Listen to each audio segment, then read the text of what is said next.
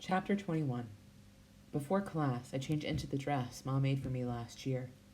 She found the fabric in a sale bin, and the purple curlicue pattern on it looks like a henna design. I skip over to the class. The sky is bright blue, and I spy roses blooming in a window pot. For some reason, it's not as hot today. Everything feels festive.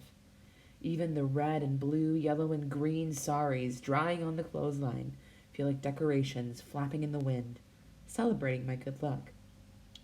I'm Priya, the computer teacher introduces herself. She looks Indian, but she speaks with an accent I've never heard before, which we learn is American. Priya has come to India to teach and work for a year. When we call her Priya ma'am, she says, "No, no, please don't call me ma'am. Call me Priya."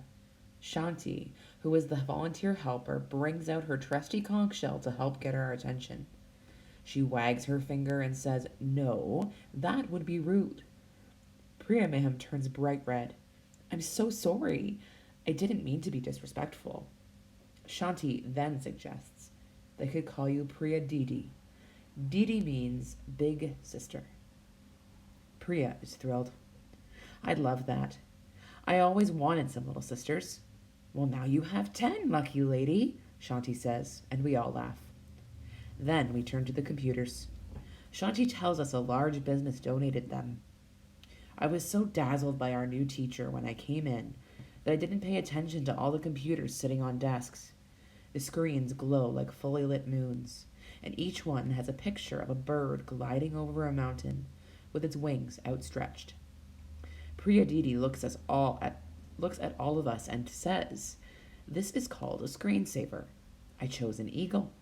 I imagine that this class will teach you girls to fly." She explains that we will be learning an exciting new language in this class, just like Hindi or English or Marathi. We'll discover secret codes that she will teach us to understand. But before we all take our seats, she has us sit in a circle on the floor and says she wants to get to know us. She asks why we came to the class and about our families. No teacher has ever asked us such things before. When I attended the free government school in first and second grade, there were almost 70 kids in the class. In my class now, we have 50 kids. Miss Shaw couldn't speak to each one of us, even if she wanted to. After a minute of silent surprise, we all start talking at once. Priya Didi claps like a child. "Let's start with you," she says, pointing to a girl sitting by me. "Then we'll go clockwise." I'll be the last one to speak. They say their families said computers were too hard to learn, but they wanted to prove them wrong. They say they saved a rupee a day for a year. A girl about my age, named Geeta, says she was told the computers were not for her, but she came anyway. Another says her father and mother said computers were the future, so she had to learn. Some girls say they've never touched a computer, but can't wait. Amina, the girl sitting next to me, speaks softly. She says she knows a person who learned to code and got a job in an office with air conditioning, and maybe she can too someday. When it's my turn, I say my ma entered my name in the raffle, and today I feel like the luckiest girl on earth. Then Priya Didi teaches us how to start the computer, how to use the mouse, and how to move the cursor across the screen. The clacking of the keys sounds like music. It feels like I've stepped through a magical door. But it's confusing too. There is so much to learn. I curl my hand over the mouse and an arrow dances all over the screen. Geeta is watching over my shoulder. "Minnie," she says, "we have to click the button on the mouse to make the arrow stop on something." "What if we mess it up?" I whisper to Geeta. "Then the mouse will come to life and bite you," Geeta jokes. Priya Didi walks by and tells us she's happy to see we are getting comfortable with our computers. "And don't worry," she says, "the computers won't break." It's good to hear that.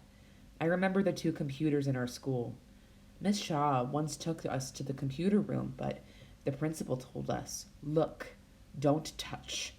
Too many fingers and too few keyboards." I wanted to ask what they were there for if we weren't allowed to use them, but didn't. I didn't want it to reflect badly on Miss Shaw. Time tricks us in this class. The 2 hours feel like 2 minutes.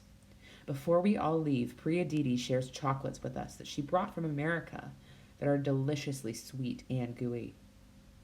When we snack on them, she says, "Speaking of learning new languages, I need help improving my Hindi. Will my little sisters teach me?" We all yell, "Yes!"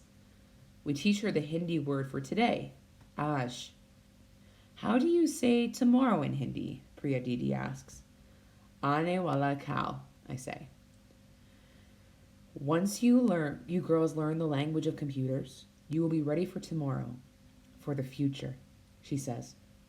It feels like the clouds part in the sky, and the sun peeps out when she says that. I walk outside with Geeta, and as we part, she says, "See you next week. I wish we could come back here sooner. I can't wait to learn more." "Me too," I say, smiling. "Watch out, future. Here we come." I still feel giddy with excitement when I get home. So I take out my notebook, and inspiration strikes. This brand new language has fascinating words, apps and algorithms, bits and bytes, cookies and clips, data and disks, windows, rooms, and firewalls, home pages, mirrors, monitors, and mouse. Where will it take me? To college? To a computer job? This brand new language has new words for all my new dreams.